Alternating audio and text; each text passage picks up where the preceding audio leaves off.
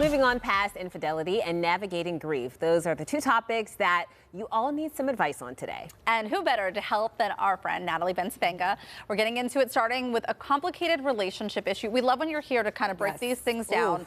So let's get into the first one. I'm going to, I guess, read this verbatim. Sure, do it. My husband admitted to me that he's been having an affair. He is incredibly remorseful and was shocked that I haven't been angrier about it. The truth of it is, I've been cheating on him for months with a woman. I told him we would recommit to each other, but does that mean that I have to give up my girlfriend? She's also married and in a similar situation. Why can't I just keep things the way they are? I'm sorry. I'm confused about the word recommit, because recommit means like going back to our original marriage vows. Right. No? Just the two of them. Yeah. I'm like, I loved your expression when you, because of the overlay, but you couldn't see, but you were just cracking up, because I mean, this is like theater of the absurd, except it's for real. And that's why I love coming on and doing these segments, because I think it's like sometimes we think we have problems, and I'm like, nope, I don't actually have any problems here. This is a big one. This is a big one. Obviously, there's a lot of layers here. Somebody's grappling with perhaps their sexuality and maybe not ready to realize that there are things that they need that they're not going to be able to get from their heteronormative marriage. But what bothers me about this on both their parts is the lack of honesty and transparency. Right. The idea of recommitting in this moment may actually have to look very different than perhaps when they were married originally. Maybe it is about having an open marriage, or maybe the idea of recommitment seems to be like, oh, I want to go back to the way things were, but clearly that's not going to happen here. I think that you hit the nail on the head there with the truth and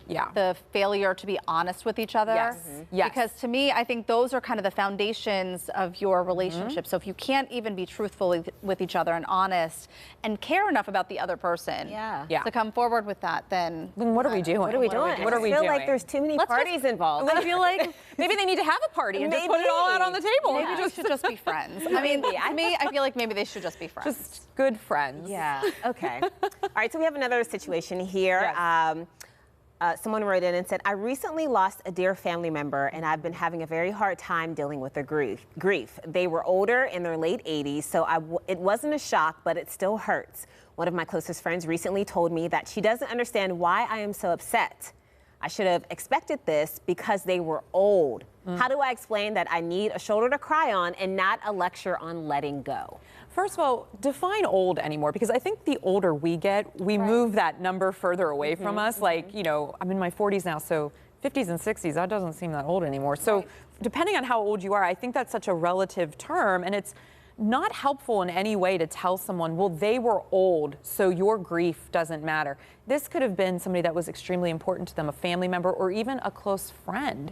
And I think this idea of people having this expiration date and we should just discard the elderly because of their age is a very dangerous territory and mindset to be in. And so my advice to her is, my gosh, take a step back from these friends, because if people can't accept your grieving process, and it is a process that can take years, and to minimize and diminish somebody like that, that's not a friend. It's not. And I do think everyone grieves differently. I will say that my grandmother, she's 96 years old. And of course, she's lived a wonderful, fulfilling life. But when that day comes, when she passes, I'm going to be a mess. Because she means so much to me. So to have a friend just say, kind of get over it, that's not really a good friend. No. I also think that we don't know when somebody, if this is the first time they're losing someone.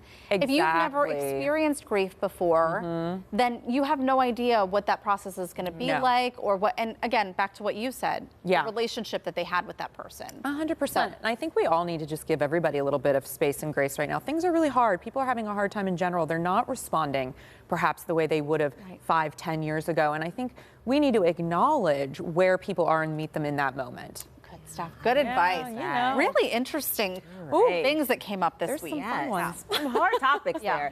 Well, if you would like to read more of the Ask Natalie advice column, we will link you up on our website, kvka.com/talkpittsburgh. And get those phones ready, because it's time to vote. You get to decide one of the topics Natalie will discuss next month. And so the first option is about that friend you're constantly in competition with.